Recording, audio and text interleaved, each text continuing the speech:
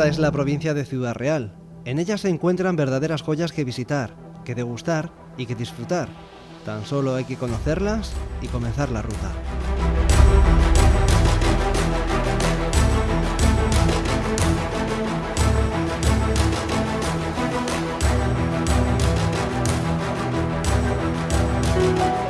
Iniciemos el paseo a través de la historia más significativa que ha dejado sus huellas a lo largo de miles de años, y con curiosidades primitivas como la Motilla del Azuer, considerado el pozo más antiguo de la península ibérica.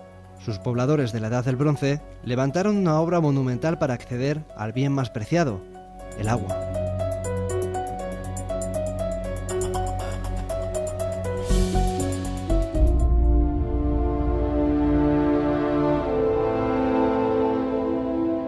Castillos sobre castillos, pueblos sobre pueblos, a los que se les quita la tierra de encima para que poco a poco vayan desvelando sus secretos.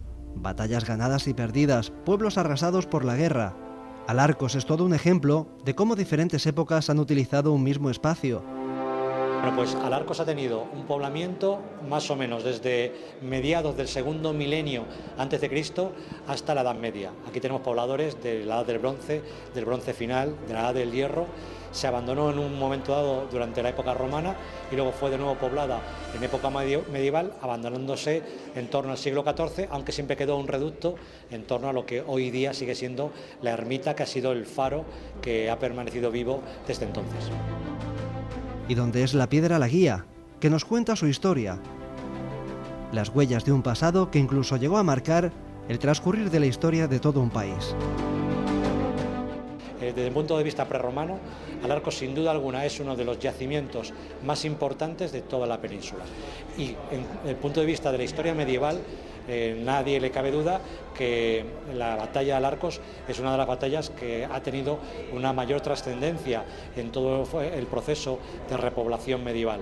Fue una batalla en la que los cristianos perdimos ante los almohades, pero eso también sirvió de aliciente para que Alfonso VIII se tomase medida de una victoria que luego, 17 años después, con las Navas de Tolosa, cambió totalmente la historia de España.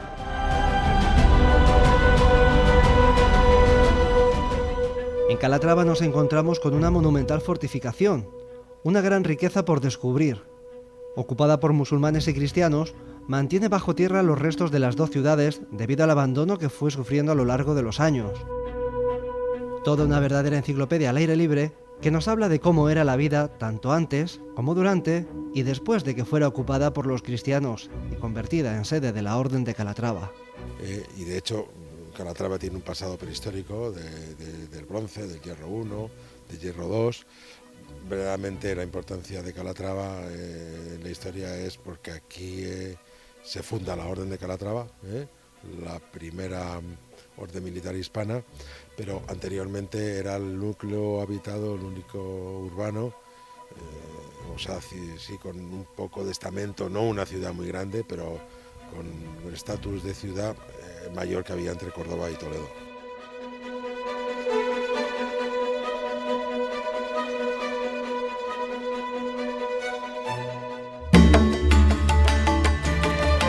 Pero la orden se trasladó a un nuevo emplazamiento, el Castillo de Calatrava la Nueva, en Aldea del Rey, y que fue construido por los caballeros calatravos en los años 1213 a 1217 sobre el Castillo de Dueñas, después de la batalla de las Navas de Tolosa. Para su construcción emplearon como mano de obra a buena parte de prisioneros tomados en dicha batalla. En este lugar, la orden mantuvo su convento principal durante 600 años, hasta que en 1804 fue abandonado definitivamente tras el traslado de los últimos frailes calatravos a la ciudad de Almagro. Es la mayor fortificación construida en piedra en Europa. Sus visitas guiadas explican cómo era la vida en su interior, qué tipo de artesanos trabajaban intramuros y cuál era la actividad de unos monjes que a la vez eran militares y que permanecían en clausura sin apenas contacto con la población. Uno de sus tesoros, la sala capitular, donde se han encontrado restos de, se sospecha, algunos de los monjes más importantes de la orden.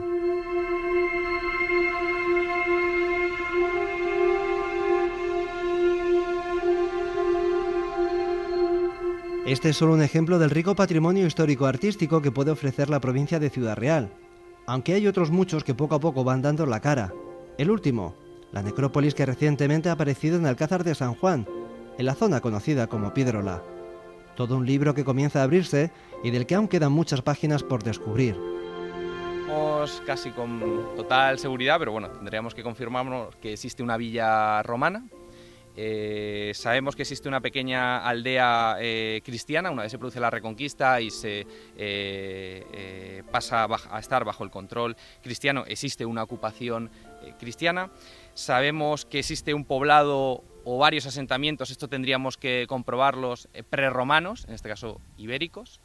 Y esto se suma a la alquería islámica, que lógicamente tiene que estar asociada a estos enterramientos. Aquí tenemos a los muertos, pero los muertos tienen que vivir en algún sitio, evidentemente vivían aquí. Sabemos que tiene que existir una aldea en Piedrola, que todavía no hemos localizado la situación exacta, y por supuesto un poblado de la Edad del Cobre y el Bronce, que sí que tenemos localizado gracias a uno de los sondeos que hemos realizado.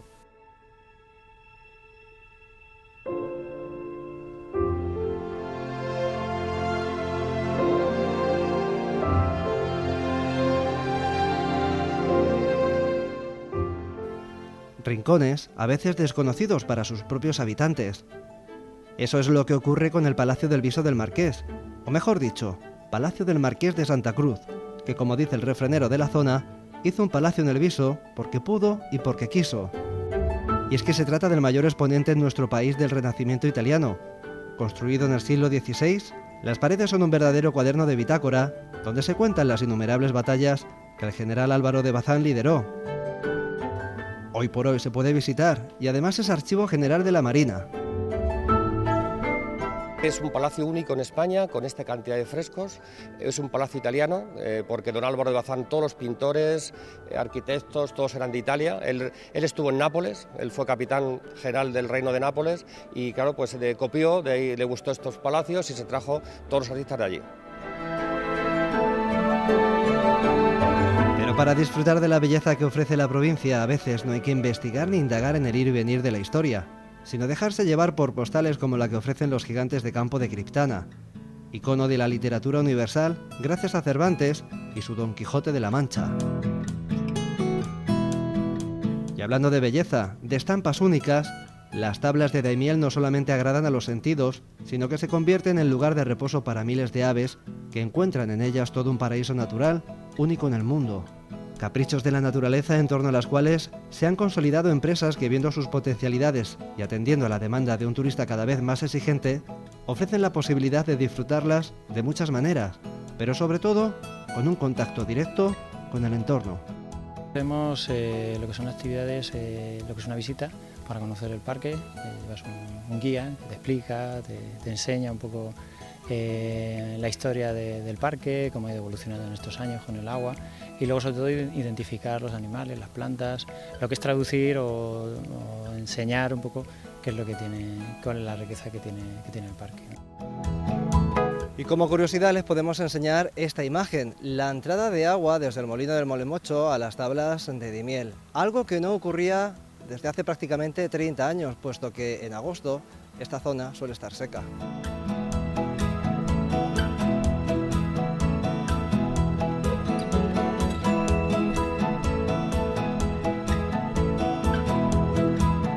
Turismo activo que también se puede disfrutar en otros rincones únicos de la provincia. En las lagunas de Ruidera escuchar a la naturaleza no es difícil. Mimetizarse con ella, sentirla de cerca y disfrutarla está al alcance de todos. Hemos pasado por una rotura de un travertino. Es la más grande que existe dentro del parque, aunque no es la única. Y estas roturas se hacen a causa de las centrales eléctricas que se ponen en funcionamiento en 1902 y que dejan de funcionar en 1976. La causa es de estas centrales y es para desaguar unas lagunas de otras. Se llama el Chorro de las Minas. Es espectacular. Es muy bonito, la verdad es que sí. Aquí realmente no hay lujos, cada uno se trae su alojamiento, el que decide, su caravana, su tienda, su autocaravana, estás por el espacio-tiempo que quieres, te puedes mover en muchos entornos y luego es una preciosidad el poder saludar a tu vecino. 16 lagunas entre las provincias de Albacete y Ciudad Real que cada año atraen a miles de visitantes conscientes de que este es otro de esos raros milagros de la naturaleza. Y si hablamos de postales únicas, de sonidos exclusivos y parajes mágicos, hay que trasladarse a Cabañeros, uno de los espacios protegidos de mayor relevancia en la península ibérica.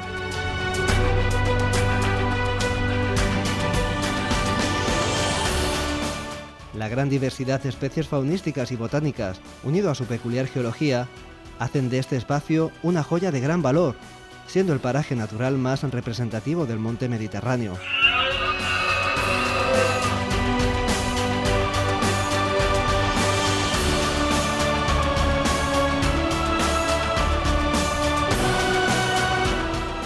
No obstante, la maquinaria turística de Ciudad Real no funcionaría correctamente sin esto, el turismo cinegético. Estamos en la finca Cerro Bonal. Nos ha tocado un puesto en una traviesa. Hoy tenemos la posibilidad que las reses nos entren por los dos lados. Como medida de seguridad, llevamos un brazalete naranja para hacernos ver. La provincia es una de las zonas con mayores posibilidades de desarrollar la caza, tanto mayor como menor, lo que la hace muy atractiva a un sector de la población que no solamente quiere desarrollar esta actividad, sino conocer el resto de posibilidades, tanto directas como indirectas, porque esta puede ser una buena excusa para dejarse caer. Turismo natural, turismo activo, histórico, artístico, cinegético, pero también cultural, con festivales de teatro en espacios únicos como el Internacional de Teatro Clásico de Almagro, que hace que esta localidad se convierta en el epicentro de todas las miradas al llegar julio. Es increíble, desde luego, ver muchísima gente por las calles, por las noches, ver que no para la actividad en Almagro, pero yo supongo también que vosotros como pensadores del festival, pues lo tenéis un poquito difícil para intentar encajar alguna novedad cada año. Sí, es difícil, no es fácil, pero también ese reto es lo que hace que las cosas pues tengan otra apetencia y que luego las disfrutes mejor o más si ves que el público responde. Creo que este año hubo una clara apuesta por las lecturas dramatizadas, para que el público viera a Verónica Forqué, a José Sacristán, a Julia Gutiérrez Cava, a Carmen Machi recitando, con música, con puesta en escena, y ver que recitaban con un texto y que eso no era grave porque tú veías una interpretación maravillosa. Apreciar otra forma de interpretar era importante en este festival. Luego el Almagro Off, el certamen Almagro Off y el certamen barroco infantil son siempre novedades y por tanto pues yo creo que eso es bueno. Y ya digo, apostar por la joven creación al tiempo que se crea como un maridaje con también los veteranos que nos tienen que enseñar muchas cosas y que tenemos que aprender un montón de ellos, ¿no? Ha sido su exclusivo corral de comedias el culpable de que año tras año las calles del municipio se conviertan en todo un bullicio de ir y venir de amantes del teatro, curiosos o simples visitantes que quieren disfrutar del encanto de pasear por alguna de sus calles.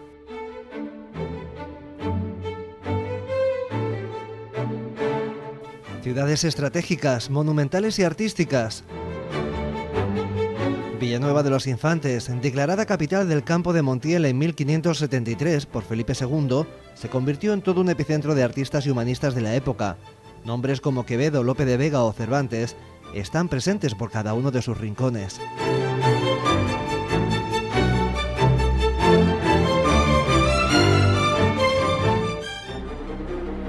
Pueblos, lugares, rincones muy presentes en la red, como los que cuelgan los que visitan las antiguas minas de mercurio de Almadén.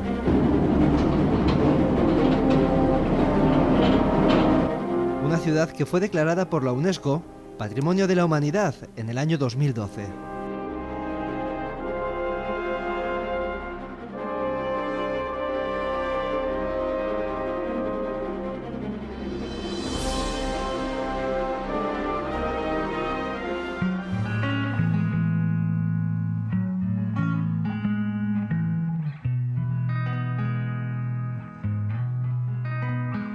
Fiestas importantes como la Semana Santa del Campo de Calatrava, la propia de Ciudad Real, declarada de interés turístico nacional, o el carnaval, son un claro ejemplo de las diferentes formas de expresión que desde épocas remotas forman parte de la idiosincrasia de todo un pueblo.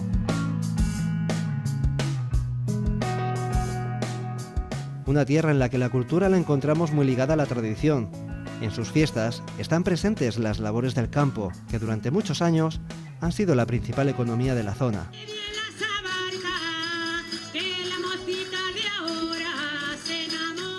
La pandorga en Ciudad Real es un claro ejemplo de esto. La pandorga tiene su raíz en las numerosas ofrendas que diversos colectivos, tanto de la provincia como de la ciudad, le hacían a la Virgen del Prado en señal de agradecimiento por las cosechas obtenidas. Otros exponentes los podemos encontrar en diversos municipios al llegar la época de la vendimia, un sector que hoy por hoy sigue siendo importante para el desarrollo. Pues mira, hoy es uno de los días de la Feria de Villarrubia y hacemos el concurso de racimo. Y como podéis ver, traemos racimo de cada agricultor de su viña y el que sea más grande se le da el mayor premio.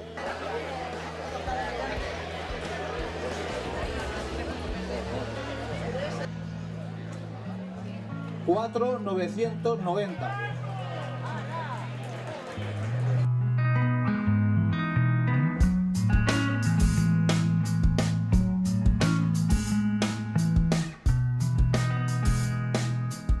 Tierra de vino y bodegas, con todo un abanico de posibilidades para hacer turismo vitivinícola, entrar en las bodegas y catar unos caldos únicos con renombre internacional.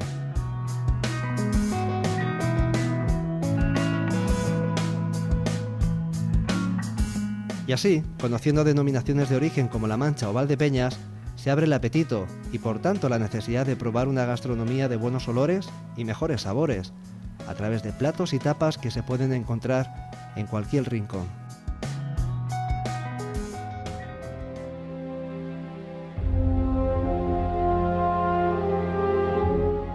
Bienvenidos, bienvenidos. Este no ha sido más que un aperitivo. Ha llegado el momento de comenzar el viaje de verdad y dejar que los sentimientos se expandan. Porque la provincia de Ciudad Real es una tierra para los 5 sentidos.